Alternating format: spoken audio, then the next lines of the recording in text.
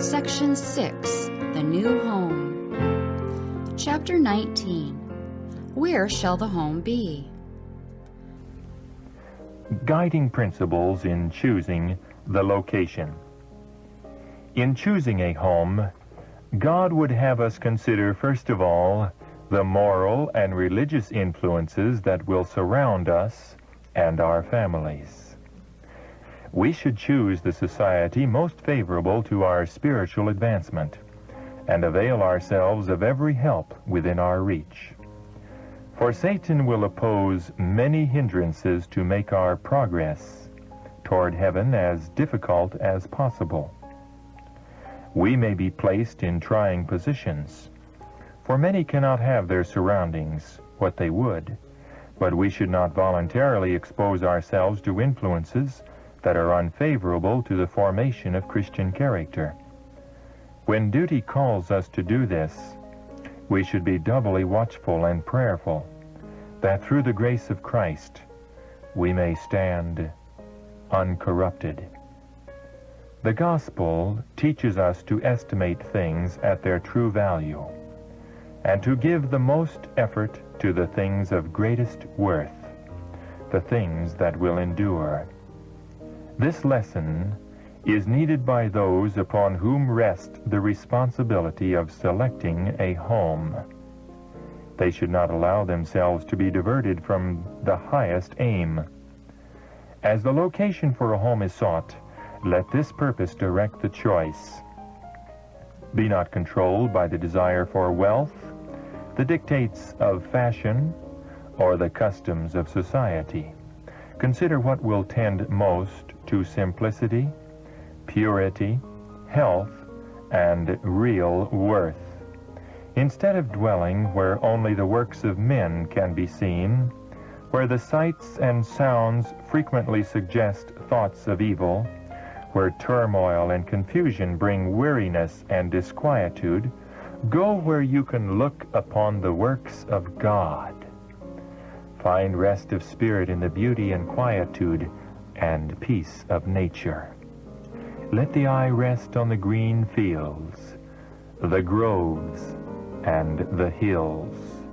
Look up to the blue sky, unobscured by the city's dust and smoke, and breathe the invigorating air of heaven.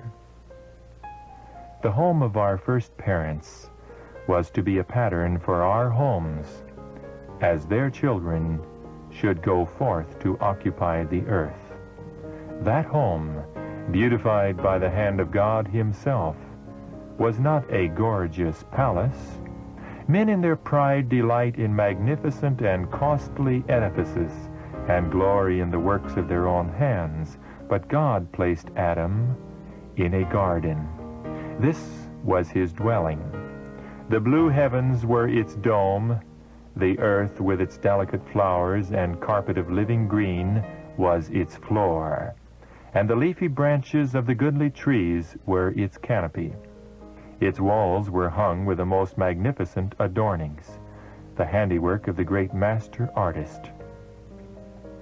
In the surroundings of the holy pair was a lesson for all time, that true happiness is found not in the indulgence of pride and luxury, but in communion with God through His created works. If men would give less attention to the artificial and would cultivate greater simplicity, they would come far nearer to answering the purpose of God in their creation.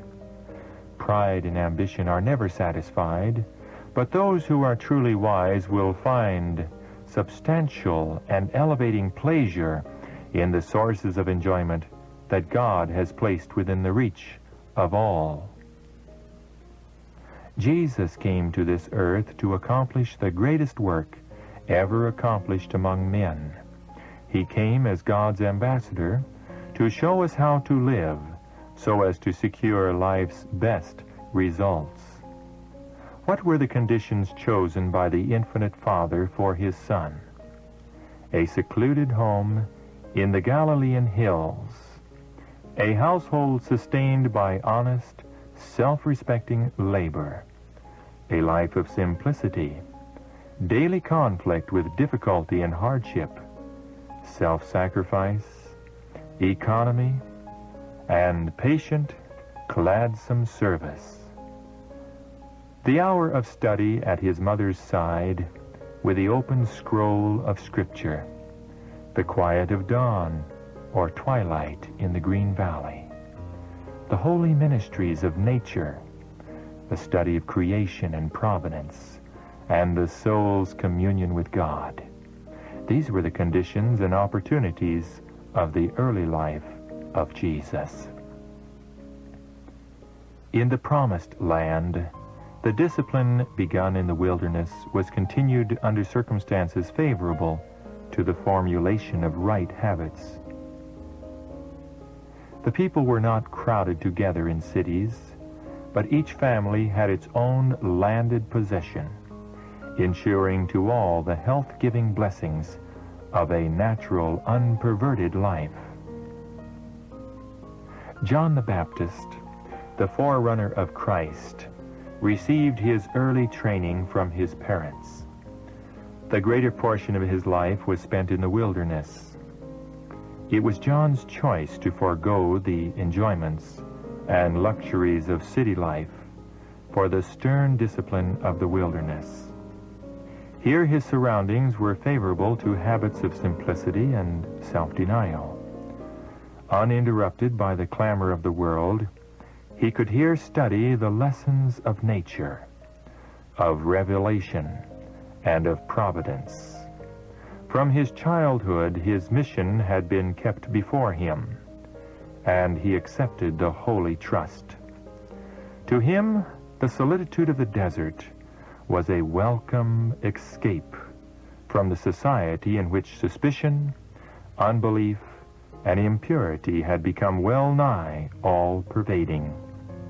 He distrusted his own power to withstand temptation and shrank from the constant contact with sin, lest he should lose the sense of its exceeding sinfulness. So with a great majority of the best and noblest men of all ages. Read the history of Abraham, Jacob and Joseph, of Moses, David, and Elisha. Study the lives of men of later times who have most worthily filled positions of trust and responsibility. How many of these were reared in country homes? They knew little of luxury. They did not spend their youth in amusement. Many were forced to struggle with poverty and hardship. They early learned to work, and their active life in the open air gave vigor and elasticity to all their faculties. Forced to depend upon their own resources, they learned to combat difficulties and surmount obstacles, and they gained courage and perseverance. They learned the lessons of self-reliance and self-control. Sheltered in a great degree from evil associations, they were satisfied with natural pleasures and wholesome companionships. They were simple in their tastes and temperate in their habits. They were governed by principle, and they grew up pure and strong and true. When called to their life work, they brought to it physical and mental power, buoyancy of spirit, ability to plan and execute, and steadfastness in resisting evil that made them a positive power for good in the world.